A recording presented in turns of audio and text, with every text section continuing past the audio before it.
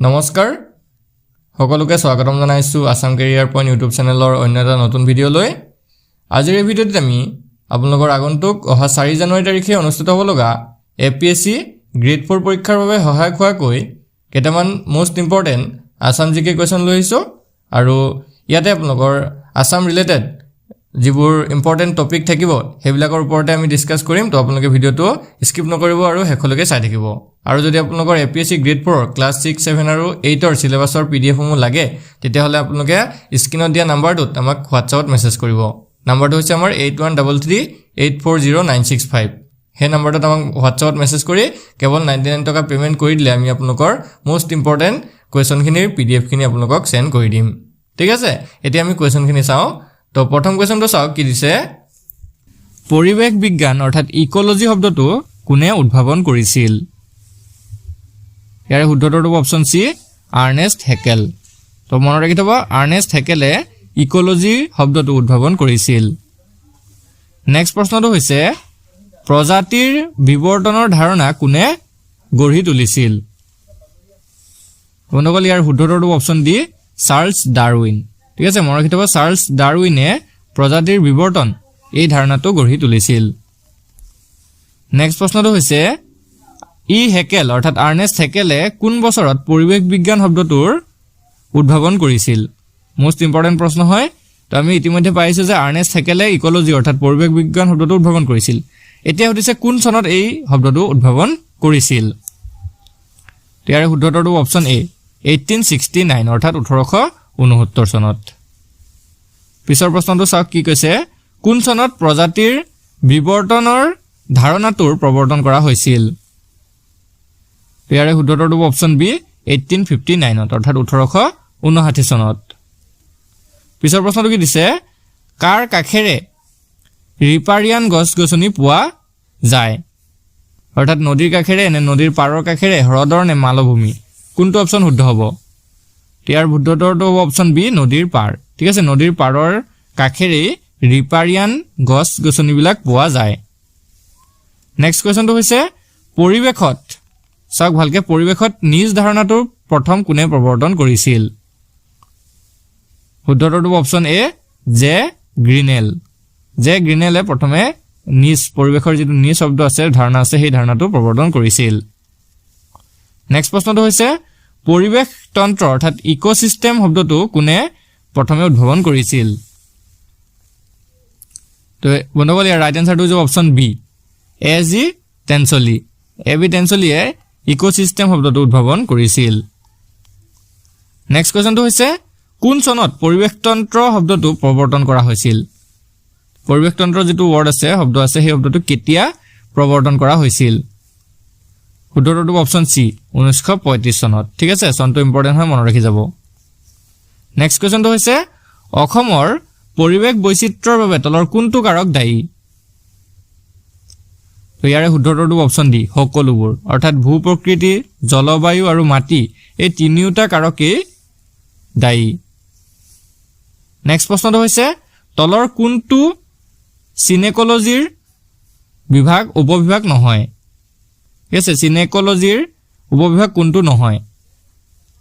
ইয়াৰ শুদ্ধটো option B ঘাঁহনিৰ পৰিৱেশ বিজ্ঞানটো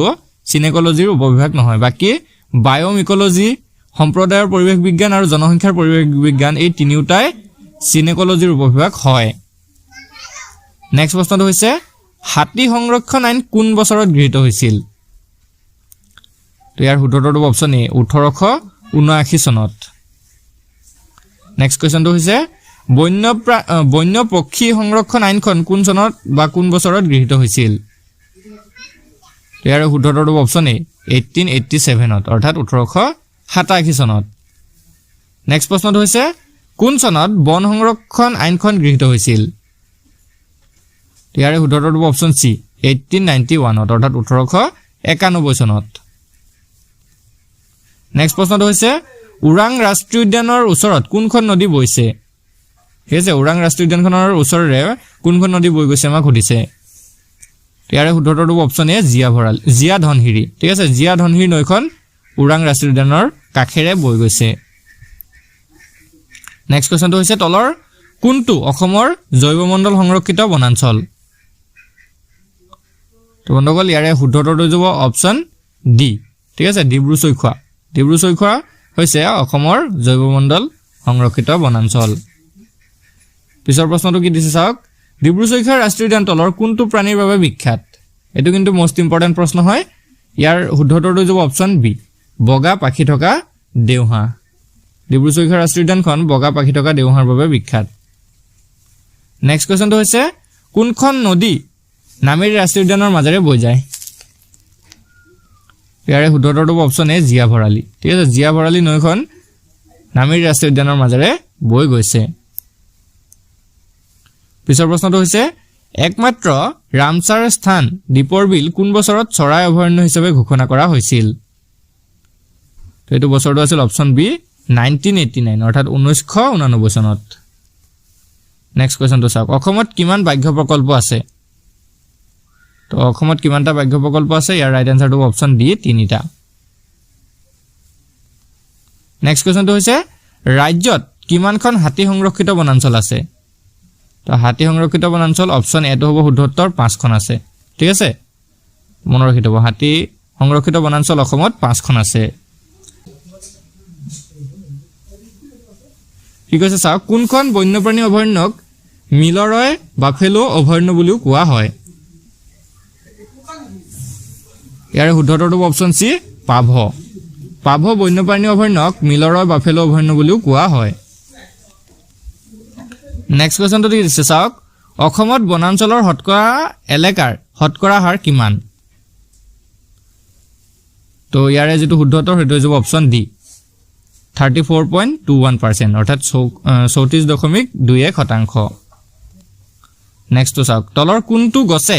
plywood উদ্যোগৰ বাবে কেঁচামাল যোগান ধৰে তো প্লাইউড যে বনোৱা হয় হেতু কোনজোপা গছৰ পৰা বনোৱা হয় ৰাইট আনসাৰটো হ'ব অপচন এ হুলুং গছৰ পৰা বনোৱা হয় আৰু হুলুং গছজোপা হৈছে অসমৰ ৰাজ্যিক গছ নেক্সট চাওক অসমত কোনবিধ বনাঞ্চল ব্যাপকভাৱে পোৱা যায় বনগল ইয়াৰ ৰাইট আনসাৰটো অপচন বি ক্ৰান্তীয় পৰ্ণপাতী বনাঞ্চল অসমত ব্যাপকভাৱে পোৱা যায় পিছৰ প্ৰশ্নটো হৈছে পৰ্ণপাতী অৰণ্যত কোনটো গছ বহুলভাৱে পোৱা যায় তো ইয়াৰে শুদ্ধটো অপচন বি শাল গছ বেছিকৈ পোৱা যায় পিছৰ প্ৰশ্নটো হৈছে অসমৰ একমাত্ৰ বৰ্ষাৰণ্য কোনখন বনগল ইয়াৰে যেটো ৰাইট আনসাৰ হেতু অপচন সি দিহিং পাটকাইখন হৈছে অসমৰ একমাত্ৰ বৰ্ষাৰণ্য পিছৰ প্ৰশ্নটো চাওক কোনখন অৰণ্যক প্ৰায়ে পূবৰ আমাজন বুলি জনা যায় তো ইয়াৰে যেটো ৰাইট আনসাৰ হেতু অপচন ডি দিহিং পাটকাই তো এটো মনত ৰাখি থব দিহিং পাটকাইক পূবৰ আমাজন বুলিও জনা যায় নেক্সট কোৱেশ্চনটো চাওক কি দিছে গ্ৰীষ্মমণ্ডলীয় চিৰসেউজ অৰণ্যৰ বাবে প্ৰয়োজনীয় গড় বৰষুণৰ পৰিমাণ কিমান ৰাইট আনসাৰটো অপচন এ 200 সেন্টিমিটাৰৰ ওপৰত পিছৰ প্ৰশ্নটো চাওক মানস ৰাষ্ট্ৰীয় উদ্যান কোন ভৌগোলিক অঞ্চলত পোৱা যায় তো ইয়াৰে ৰাইট আনসাৰটো হ'ব অপচন বি তেৰাই ঠিক আছে তেৰাই অঞ্চলত মানস ৰাষ্ট্ৰীয় উদ্যান পোৱা যায় নেক্সট কোৱেশ্চনটো দিছে গ্ৰীষ্মমণ্ডলীয় পৰ্ণপাতী অৰণ্য সামৰি লোৱা মুঠ ক্ষেত্ৰফল কিমান উত্তৰটো অপচন এ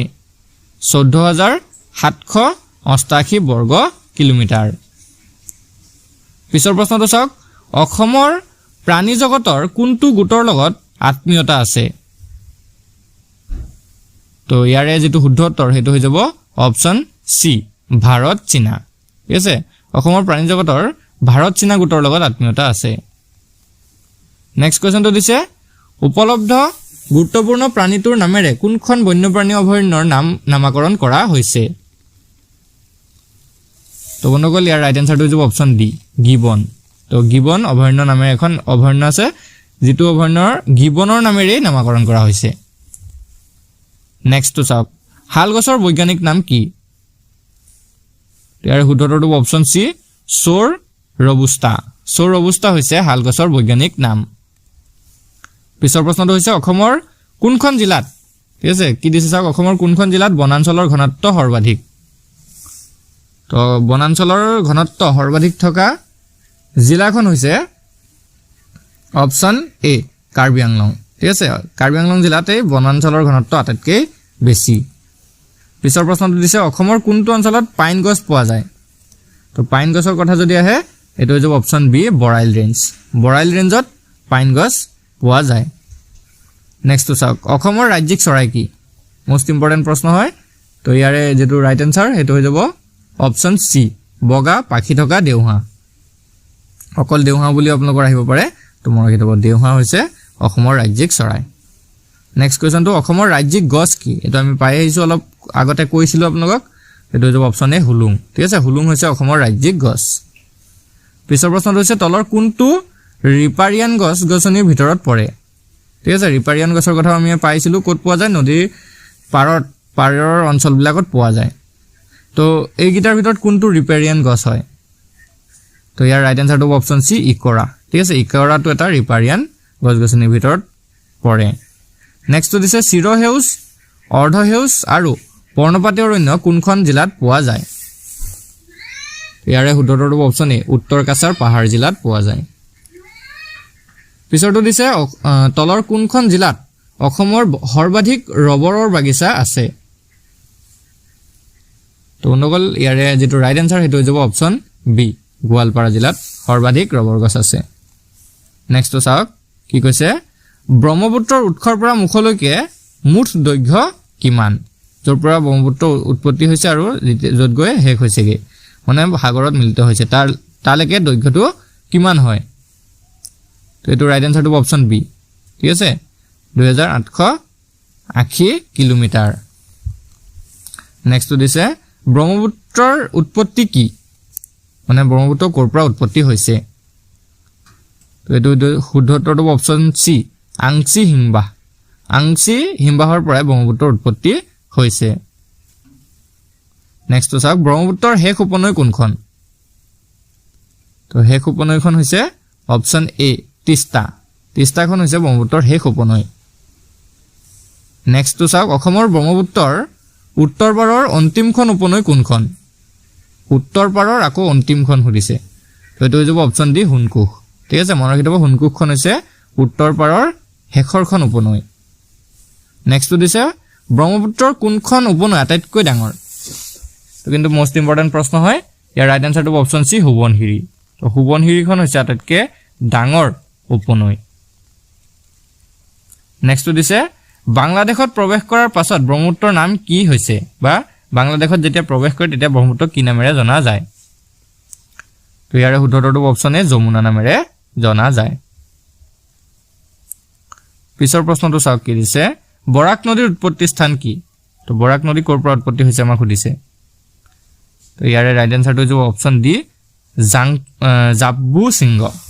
জাব্বু সিংহৰ পৰাই বৰাক নদীৰ উৎপত্তি হৈছে নেক্সট তো চাওক অসমৰ বৰাক নদীৰ মুঠ দৈৰ্ঘ্য কিমান তো অসমত বৰাক নদীখনে কিমান দূৰত্ব অতিক্ৰম কৰিছে তো ইয়াৰে শুদ্ধটো হ'ব অপশ্যন সি 85 কিলোমিটাৰ অৰ্থাৎ 85 কিলোমিটাৰ নেক্সট তো দিছে অসমৰ কোনখন নদী শিশুৰ বাবে বিখ্যাত ঠিক আছে কোনখন নদী শিশুৰ বাবে বিখ্যাত তো এটো হৈ যাবগে অপশ্যন এ কুলসী নদী ঠিক আছে কুলসী নদীখন শিশুৰ বাবে বিখ্যাত শিশু যেটো মাছৰ দৰে আছে এটো ভাৰতৰ জলমানৱ অৰ্থাৎ ৱাটাৰমেন বুলি কোনজনক জনা যায় ঠিক আছে ৱাটাৰমেন বুলি কোনজন ব্যক্তিক জনা যায় এটো হৈ যাব অপশ্যন সি ৰাজেন্দ্ৰ সিং ঠিক আছে ভাৰতৰ ৱাটাৰমেন বুলি ৰাজেন্দ্ৰ সিংক জনা যায় নেক্সট তো দিছে চাওক ভাৰতৰ পক্ষী মানৱ কোন পক্ষী মানৱ বুলি কাক জনা যায় তো এটো হৈ যাব অপশ্যন এ সালিম আলীক পক্ষী মানৱ নামেৰেও জনা যায় নেক্সট তো দিছে বিশ্বৰ হেন বুলি কাক জনা যায় তো বিশ্বৰ হেনৰ এটা নামেৰে জনা যায় তো তেও কোন হয় তো এটো ৰাইট আনসাৰটো অপশ্যন ডি বানু হাৰালুক বিশ্বৰ হেন বুলি জনা যায় নেক্সট কোৱেশ্চনটো দিছে অসমৰ সৰ্ববৃহৎ জলাশয় কোনটো তো বন্ধুসকল ইয়াৰ ৰাইট আনসাৰটো হৈ যাব অপশ্যন সি সোণবিলটো হৈছে অসমৰ সৰ্ববৃহৎ জলাশয় নেক্সট তো দিছে কাৰ আত্মজীৱনীক ফল অফ এ স্পেৰো বুলি জনা যায় ফল অফ এ স্পেৰো এই আত্মজীৱনীখন কাৰ হয় তো বন্ধুসকল ইয়াৰ ৰাইট আনসাৰটো হৈ যাব অপশ্যন ডি সালিম আলী ঠিক আছে সালিম আলীৰ আত্মজীৱনীখনেই ফল অফ এস্পেৰো বুলি জনা যায় নেক্সট দিছে নৰ্মদা বাচাও আন্দোলনক কোন বছৰত ঘোষণা কৰা হৈছিল তো নৰ্মদা বাচাও আন্দোলনটো কেতিয়া ঘোষণা কৰা হৈছিল ইয়াৰে ৰাইট আনসাৰটো হ'ব অপচন বি 1995 অৰ্থাৎ 1985 চনত নেক্সট দিছে জংগল বাচাও আন্দোলন কোন ৰাজ্যত আৰম্ভ হৈছিল তো বন্ধুসকল ইয়াৰ ৰাইট আনসাৰটো অপচন এ বিহাৰত জংগল বাচাও আন্দোলনটো আৰম্ভ হৈছিল নেক্সট চাওক চিপকো আন্দোলন হিমালয়ৰ কোনটো বিভাজনৰ লগত জড়িত ঠিক আছে চিপকো আন্দোলন হিমালয়ৰ এটা অংশৰ লগত জড়িত বুলি কৈছে বিভাজনৰ লগত হেতু কোনটো ইয়াৰ ৰাইট আনসাৰটো হ'ব অপচন বি গড়ৱাল বিভাজনৰ লগত জড়িত নেক্সট প্ৰশ্নটো দিছে চিপকো আন্দোলন কোন বছৰত আৰম্ভ হৈছিল ঠিক আছে চিপকো আন্দোলন কেতিয়া আৰম্ভ হৈছিল তো ইয়াৰে যেটো ৰাইট আনসাৰ হেতু হৈ যাবগে অপচন সি 1973 অৰ্থাৎ 1973 চনত লাষ্ট প্ৰশ্নটো হৈছে আজি ভিডিঅ'ৰ নৱদন্য আন্দোলনৰ আগশাৰীৰ ব্যক্তি কোন আছিল নৱদন্য আন্দোলনৰ আগশাৰীৰ ব্যক্তি কোন আছিল ইয়াৰ শুদ্ধ উত্তৰটো হ'ব অপচন ডি বন্দনা শিৱ